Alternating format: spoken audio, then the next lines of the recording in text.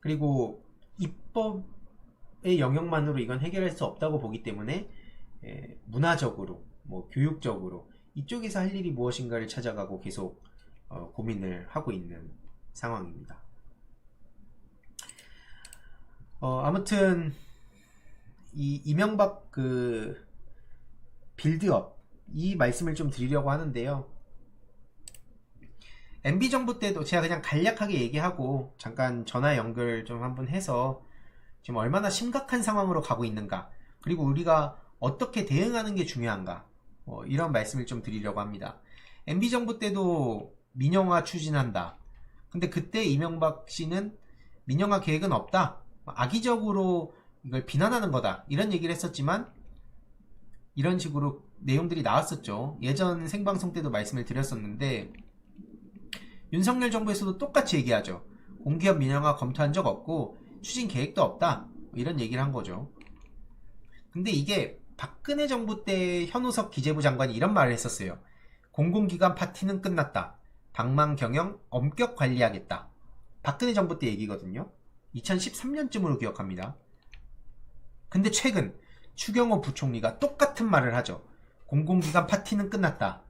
그러니까 어쩜 저렇게 똑같은지, 이명박근혜 정부 때 그 해왔던 멘트랑 똑같습니다, 이게.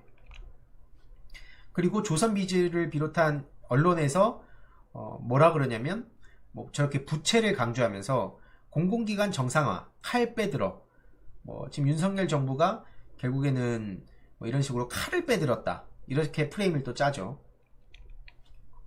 근데 정말 어이가 없는 건 공공기관 부채, 불과 얼마 전까지만 하더라도 기재부에선 한 올해 4월까지 공공기관 부채 괜찮다 그랬어요. 근데 갑자기 정권 바뀌니까 괜찮다던 걸 방만 경영이라고 직접 또 표현을 하기 시작한 거죠. 그냥 굉장히 복잡한 내용들이 있는데 저도 쉽게만 말씀을 드릴게요. 최근에 윤석열 정부에선 뭐 공공기관 수, 인력, 부채 지난 문재인 정부 때 늘어났다, 이러면서 이런 표를 갖고 옵니다. 그냥 단순 수치를 보면 이거 심각하네라고 생각할 수 있죠. 그러면서 새 정부 국정과제로 저런 얘기를 해요. 좋은 얘기는 늘 저렇게 갖다 쓰죠. 공공기관 효율화, 재무 건전성, 자율과 책임 역량 강화, 민간 혁신 성장 지원. 좋은 말 늘 저렇게 다 때려박아요. 그러면서 윤석열 대통령도 최근 국무회의에서 이런 얘기를 하죠. 공공기관 방만 운영, 이런 주장을 하면서 고강도 구조조정을 예고한 상황입니다. 근데 중요한 거는 이런 부채 규모, 조직, 인력, 여기에 사실과 다르거나 왜곡된 부분이 존재한다는 겁니다. 먼저 첫 번째로 이 공공기관 부채, 지금 윤석열 정부의 주장은 부채가 급증했으니 구조조정이 필요하다, 이건데 쉽게 말씀드리면 공공기관의 부채 비율은 지속적으로 하락해왔다는 겁니다. 그리고 앞서서도 말씀드렸듯이 재무건전성 문제 없다. 쉽게 말해서 이 윤석열 정부는 뭐 앞에 쭉 말씀드렸듯이 뭐 공공기관 규모와 부실이 급증했다고 하지만 중요한 건 지난 2월에도 기재부에선 공공기관 부채 비율은 공공기관의 공적 역할 강화에 따른 건데 재무건전성 문제 없다고 얘기했어요, 기재부에서. 근데 정권 바뀌니까 스탠스를 싹 바꾼 거죠.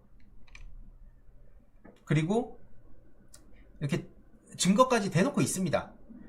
22년 2월 21일 기재부 보면 공공기관 부채 비율 안정적 관리. 그래서 부채 비율 안정적으로 관리하고 있다고 기재부에서 얘기를 했는데, 그리고 중요한 게 뭐냐면 부채 규모만 저렇게 증가했다고 하면 안 되는 거죠.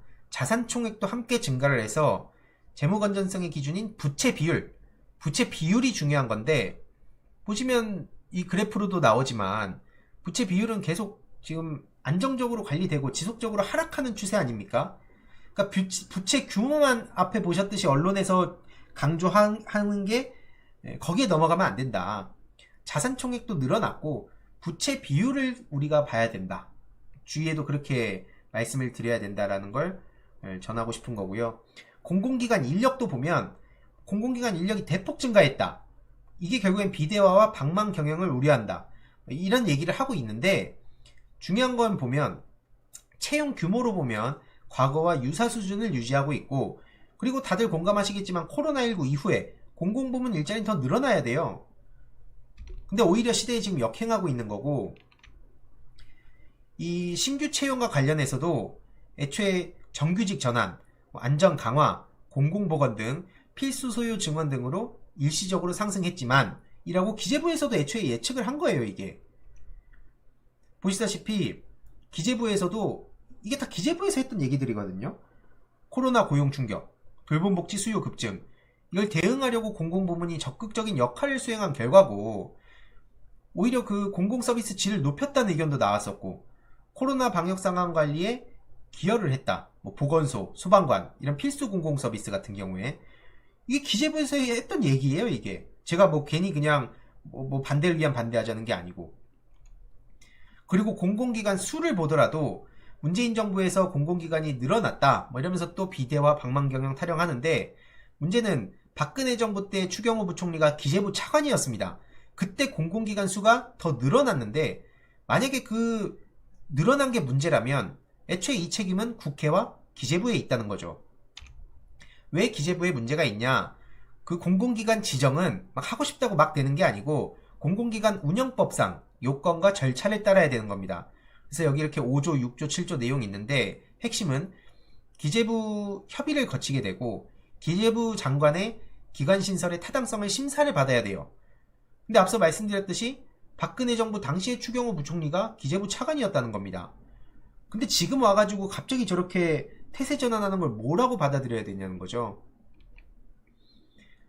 그래서 결국에는 우리가 기억해야 될 건 문재인 정부 때보다 박근혜 정부 때 오히려 더 증가했다는 거고, 만약에 그게 문제라면 국회와 기재부의 책임을 물어야 되고, 지금 추경호 부총리가 과연 그 책임에서 자유로운 사람이냐 라고 물을 수밖에 없다는 겁니다.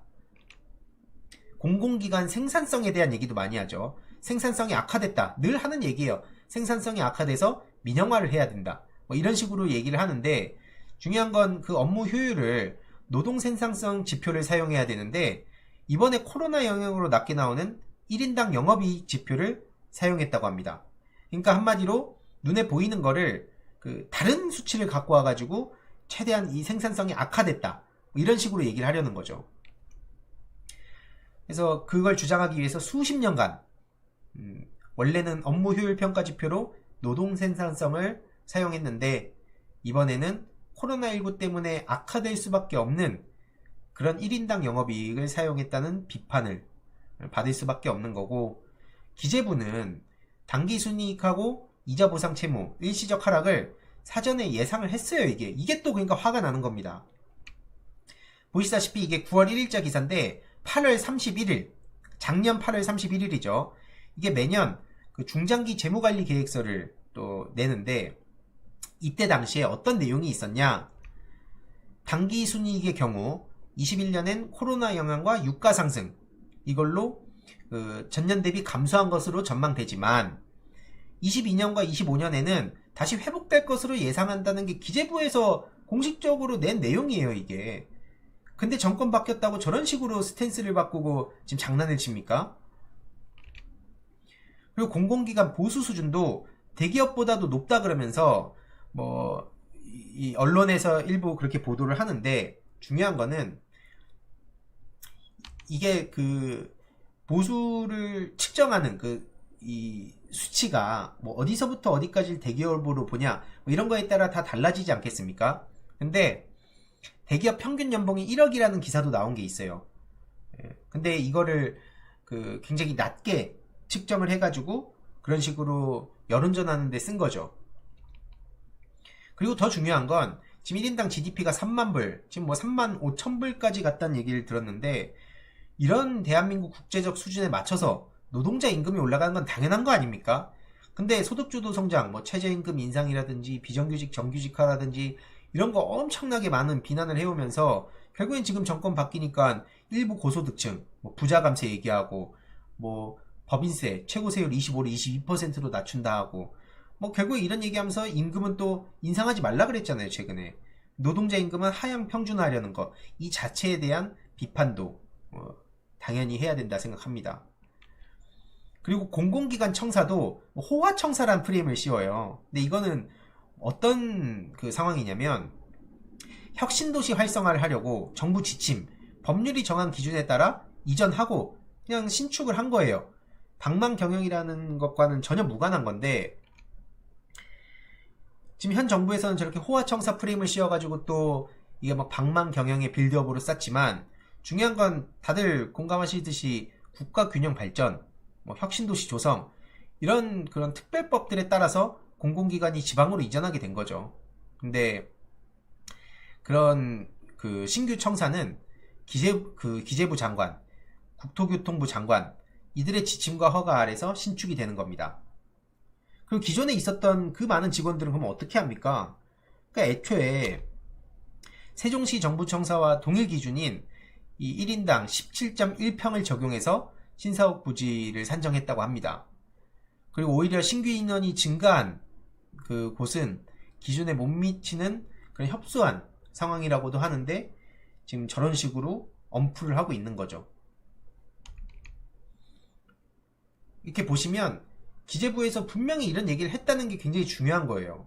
근데 이런 보통은 이 디테일한 과정이라든지 이런 것보다는 언론에서 나오면 그 논조에 따라가게 되고 그 프레임 자체에 끌려다니게 되는 게 현실인데 뭐 공공일자리를 늘려서 코로나 고용 충격 완화했다.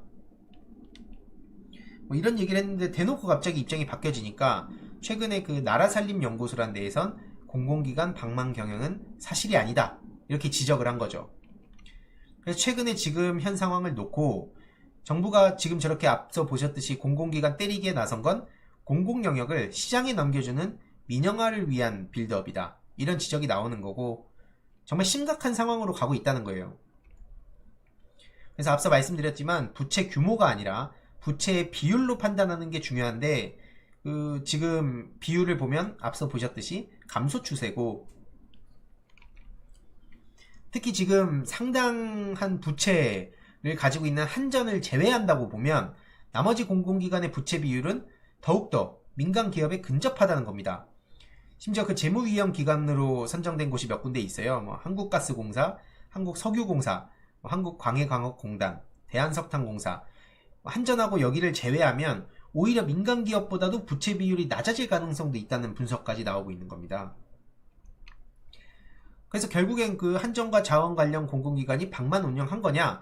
그럼 그때 방만 경영은 보통 판매관리비 비율, 인건비, 복리후생비 이걸로 보통 판단을 한다고 하는데 중요한 거는 그 지금 윤석열 정부에서 지적했던 것과는 다르게 그냥 관리 잘 하고 있었다. 뭐 이런 지금 분석이 나오고 있는 건데 이런 내용들이 보도되기보다는 공공기관 방만 경영 뭐 이런 지적들 뭐 호화청사 이런 게 워딩 따기가 좋으니까 그런 얘기들이 주로 많이 보도가 되죠. 그래서 지금 이 재정 전문가도 한두 가지 지표를 과장해서 일반화한 거고 구체적 사실 알리고 개선하기보다는 이것은 성과 악, 한마디로 여기서의 윤석열 정부가 그 악으로 규정한 건 지금 공공기관이고 선으로 간주하려고 하는 건 일종의 그런 시장 민간화에 대한 그 빌드업 그런 프레임을 만들어서 국민들의 호응을 유도하는 거죠. 그래서 박해철 위원장은 한전을 대상으로 이미 시작됐고 지금 다른 영역에서도 다양한 민영화 징후가 포착되고 있다. 이걸 강조한 겁니다. 지금 매우 심각한 상황인 거예요. 그래서 최근에 공공기관 노조에서는 허위사실 근거로 공기업 구조조정해서 그 추경호 씨를 고발하기도 했습니다.